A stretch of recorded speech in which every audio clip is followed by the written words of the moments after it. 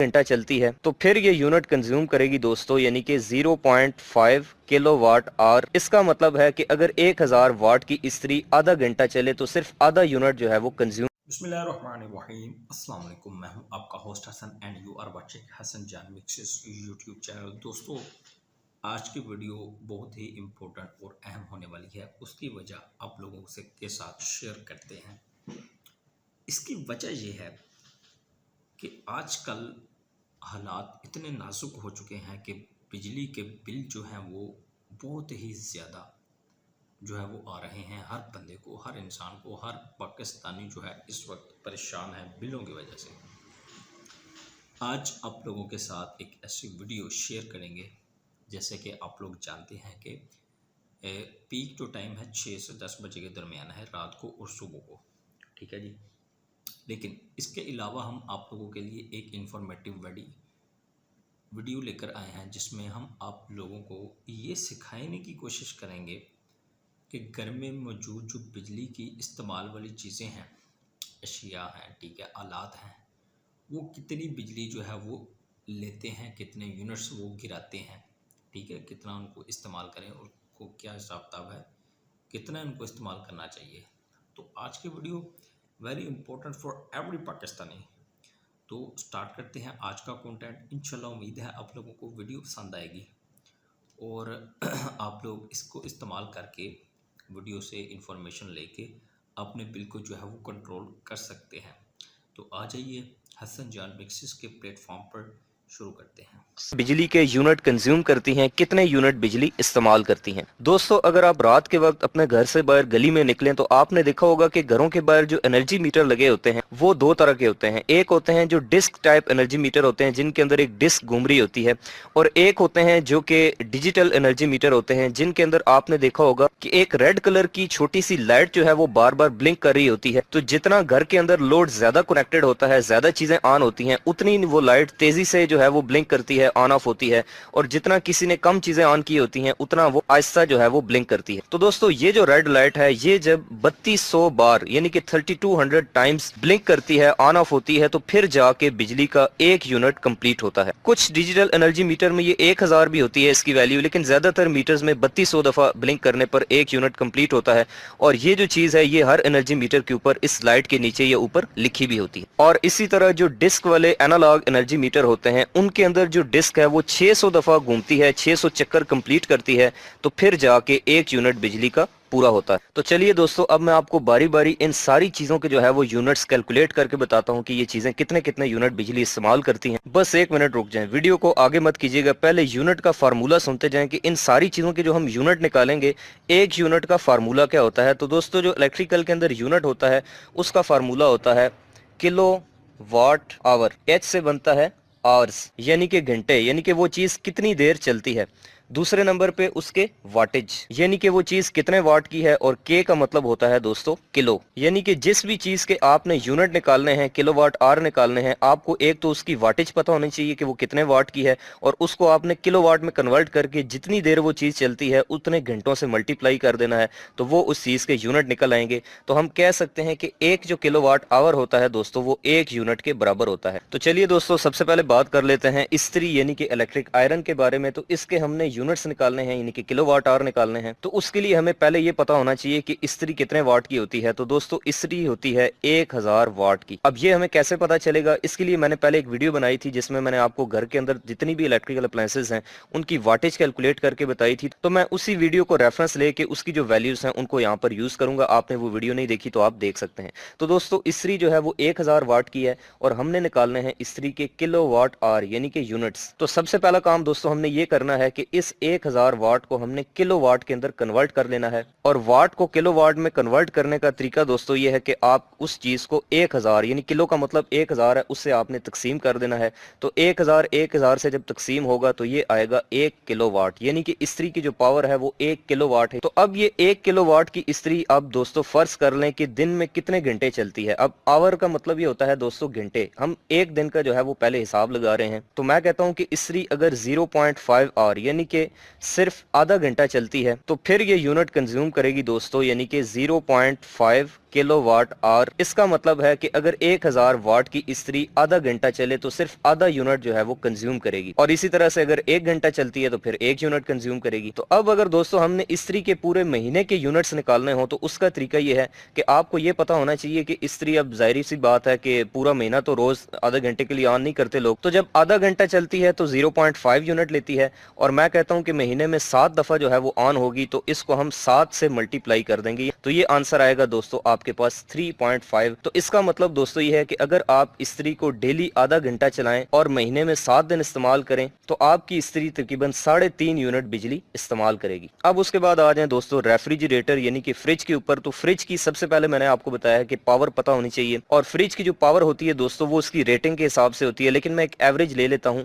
मैंने जो कैलकुलेट की थी वो आई थी तकरीबन 200 वाट के करीब, लेकिन मैं यहाँ पर इसको जो है वो 250 वाट रख लेता हूँ क्योंकि कुछ फ्रिज जो है वो बड़ी भी होती हैं। तो सबसे पहले दोस्तों हमने फ्रिज की इस 250 वाट पावर को कन्वर्ट करना है किलोवाट के अंदर, क्योंकि हमें यूनिट के फार्मूले के अंदर किलोवाट चाहिए होते हैं, वाट चाहिए नहीं होते। तो इस 250 वाट को किलोवाट में कन्वर्ट करने के लिए हम सिंपल इसको 1000 से डिवाइड कर देंगे, और उसके बाद हमारा आंसर आएगा 0.250 किलोवाट, यानी कि हमारी जो फ्रिज है वो 0.25 किलोवाट की है। तो अब दूसरे नंबर पे दोस्तों हमें ये पता होना चाहिए कि हमारी फ्रिज डेली कितने घंटे ऑन रहती है, कितने घंटे चलती है। तो अब यहाँ पे दोस्तों सर्दियों में आपको पता है कि फ्रिज जो है वो इतनी ज्यादा इस्तेमाल नहीं होती, ज्यादा देर उसका कंप्रेसर ऑफ ही रहता है क्योंकि बाहर भी टेम्परेचर नॉर्मल होता है, लेकिन गर्मियों में जो है वो ज्यादातर चलती ही रहती है, बार बार इस्तेमाल होती रहती है। तो मैं यहाँ पे एक एवरेज ले लेता हूँ कि एक दिन में 24 घंटे होते हैं, तो 16 घंटे एक एवरेज फ्रिज जो है वो तकरीबन ऑन रहती ही रहती है। तो दोस्तों जब आपकी फ्रिज 16 घंटे एक दिन में चलेगी तो ये आपके पास आंसर आएगा 4 यूनिट्स। और इसी तरह अगर मैं पूरे महीने की यूनिट निकालना चाहता हूं तो मैं इस 4 को 30 से ज़रब दे दूंगा, 30 से मल्टीप्लाई कर दूंगा, क्योंकि एक महीने में 30 दिन होते हैं, तो ये आंसर आएगा 120 यूनिट्स। इसका मतलब है कि हमारी एक 250 वाट की जो फ्रिज होती है वो अगर डेली 16 घंटे चले तो महीने में 120 यूनिट इस्तेमाल कर लेगी। अब उसके बाद तीसरे नंबर पे आ जाएं दोस्तों आप सीलिंग फैन यानी कि छत वाले पंखे के ऊपर। तो छत वाला एक पंखा होता है दोस्तों तकरीबन 80 वाट का। तो सबसे पहले इस 80 वाट को हम जो है वो किलोवाट में कन्वर्ट कर लेते हैं, तो ये आंसर आएगा आपके पास तकरीबन 0.08 किलोवाट, यानी कि एक पंखा जो है वो 0.08 किलोवाट का है। तो अब आपको पता है कि एक घर में एक पंखा तो नहीं होता, 3 4 5 10 12 जितने भी हो सकते हैं। तो मैं यहाँ पे फर्ज कर लेता हूँ कि एक घर में 3 पंखे हैं, तो हमने एक चूंकि 0.08 किलोवाट का है तो 3 से इसको मल्टीप्लाई कर देना है, तो ये आंसर आएगा 0.24 किलोवाट, यानी कि 3 पंखों की जो पावर है दोस्तों वो है 0.24 किलोवाट। अब उसके बाद दोस्तों हमें ये पता होना चाहिए कि ये जो पंखे हैं तीनों ये एक दिन में 24 घंटों में कितनी देर के लिए ऑन रहते हैं। तो आपको पता है सर्दियों में तो पंखे ज्यादातर ऑफ रहते हैं, लेकिन गर्मियों में ये तकरीबन दिन के टाइम पे और रात के टाइम पे भी चलते रहते हैं। तो मैं यहाँ पे एक एवरेज टाइम ले लेता हूँ कि ये तीनों पंखे जो है ये 24 घंटों में सिर्फ 12 घंटे चलते हैं। तो दोस्तों अगर आपके घर में 3 पंखे हैं और वो डेली 12 घंटे चलते हैं तो ये तकरीबन आपके यूनिट खाएंगे 2.88। तो अब 3 पंखे एक दिन में 2.88 अगर यूनिट इस्तेमाल करते हैं तो 30 दिनों में कितने करेंगे, 30 से आप इसको ज़रब दे दें तो ये आपके पास आंसर आएगा तकरीबन दोस्तों 86.4 यानी कि 87 यूनिट। चौथे नंबर पे बारी आती है दोस्तों वॉशिंग मशीन की, यानी कि कपड़े धोने वाली जो मशीन है। तो ये जो मेरी कैलकुलेशन थी उसके मुताबिक तकरीबन एक वॉशिंग मशीन जो है वो 200 वाट के करीब जो है वो पावर लेती है। वैसे मुख्तलिफ साइज की वॉशिंग मशीन होती हैं, लेकिन मैंने जो कैलकुलेट की थी जो मेरे पास थी वो तकरीबन 200 वाट जो है वो एवरेज एक वॉशिंग मशीन लेती है। तो अब 200 वाट से हमने बनाने हैं सबसे पहले किलोवाट ताकि हम इसके यूनिट कैलकुलेट कर सकें। तो इस 200 को दोस्तों हमने सबसे पहले 1000 से डिवाइड करना है, तो ये हमारे पास आंसर आएगा 0.2 किलोवाट। और अगर आप अपनी वॉशिंग मशीन को जो कि 0.2 किलोवाट की है इसको चलाते हैं सिर्फ 2 घंटे के लिए तो ये आपके यूनिट खाएगी 0.4 यूनिट, यानी कि तकरीबन आधा यूनिट जो है वो आपकी वॉशिंग मशीन कंज्यूम करेगी। और इसी तरह से अब आपको पता है कि डेली तो कोई 2 घंटे के लिए वॉशिंग मशीन को नहीं चलाता, तो मैं यहाँ पे एक एवरेज निकाल लेता हूँ कि एक महीने में अगर आप 5 दिन के लिए जो है वो वॉशिंग मशीन चलाते हैं तो जब 2 घंटों के लिए चलती है तो 0.4 यूनिट लेती है एक दिन में, और अगर ये 5 दिन चलेगी तो ये तकरीबन लेगी 2 यूनिट। उसके बाद बात करते हैं दोस्तों एयर कंडीशनर की यानी कि एसी की। तो एसी के बारे में अगर मैं आपको बताऊं तो इसकी जो रेटिंग है वो डिपेंड करती है इसकी रेटिंग और साइज के ऊपर। जैसे 1 टन का जो एसी होता है वो होता है तकरीबन 1200 से लेकर 1600 वाट के दरमियान में, और जो 1.5 टन का एसी होता है दोस्तों वो होता है तकरीबन 1800 वाट से लेकर 2500 वाट के दरमियान में। तो मैं यहाँ पर एक एवरेज वैल्यू रख लेता हूँ, जैसे मिसाल के तौर पे मैं रख लेता हूँ 2200 वाट, यानी कि एक 1.5 टन का एसी है जो कि 2200 वाट का है। तो सबसे पहले हमने इसके किलोवाट निकालने हैं, क्योंकि आपको पता है कि यूनिट का फार्मूला जो होता है वो किलोवाट आवर होता है। तो 2200 डिवाइडेड बाई 1000, तो ये आंसर आएगा आपके पास तकरीबन 2.2 किलोवाट। तो अब सबसे पहले हमने दोस्तों इसका डालना है टाइम, यानी कि एक 2.2 किलोवाट का एसी है और ये एक दिन में कितने घंटे के लिए ऑन रहता है।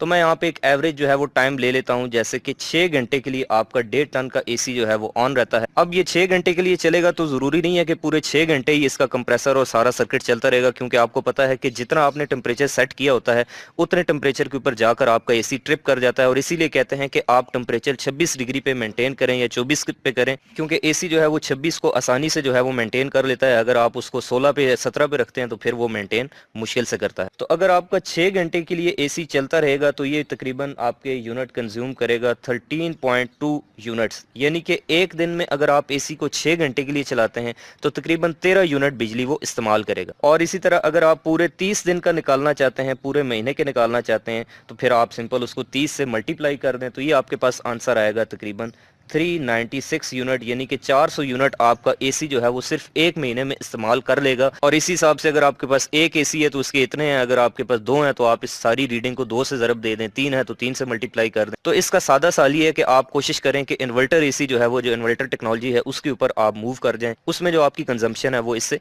कम हो जाएगी। नेक्स्ट है दोस्तों वाटर मोटर, यानी कि पानी वाली जो मोटर है। तो मैंने एक मिसाइल मोटर की पावर कैलकुलेट की थी, वो आप मेरी वीडियो में देख सकते हैं। तो उसके मुताबिक जो हमारी मिसाइल मोटर थी वो थी तकरीबन 1300 वाट जो है वो पावर उस वक्त ले रही थी। तो सबसे पहले मैं यूं करता हूं कि इस 1300 वाट के किलोवाट बना लेता हूं, क्योंकि मुझे यूनिट निकालने के लिए जो है वो किलोवाट चाहिए, वाट नहीं चाहिए। तो ये तकरीबन मेरे पास आंसर आएगा 1.3 किलोवाट।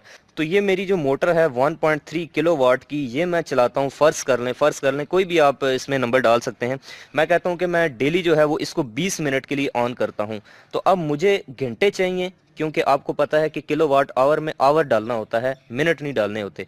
तो ये जो 20 मिनट है इसको घंटों में कन्वर्ट करने के लिए आप इसको सिंपल 60 से डिवाइड कर दें। और अगर आप इसको सॉल्व करें तो ये आएगा तकरीबन 1.3 और डिवाइडेड बाई नीचे ये 3 आ गया। तो ये टोटल आंसर आता है आपके पास 0.43 यूनिट्स। और इसी तरह से अगर आप अपनी मोटर को डेली 20 मिनट के लिए चलाते हैं 30 दिन तक, यानी कि एक महीने के लिए, तो एक महीने में ये तकरीबन आपके 13 यूनिट जो है वो बिजली इस्तेमाल कर लेगी।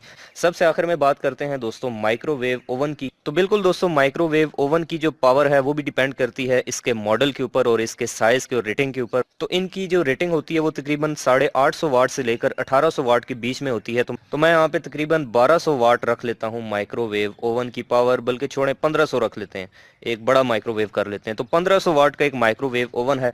अगर आप अपने माइक्रोवेव ओवन की पावर चेक करना चाहते हैं तो सबसे आसान तरीका ये है कि आप उसकी बैक साइड पे देखें, एक स्टिकर लगा होगा रेटिंग का, उसके ऊपर लिखी होगी उसकी पावर। तो वो वैल्यू आप यहाँ पर इस फार्मूले में पुट कर दें जो मैं यहाँ पर लगाने लगा हूँ।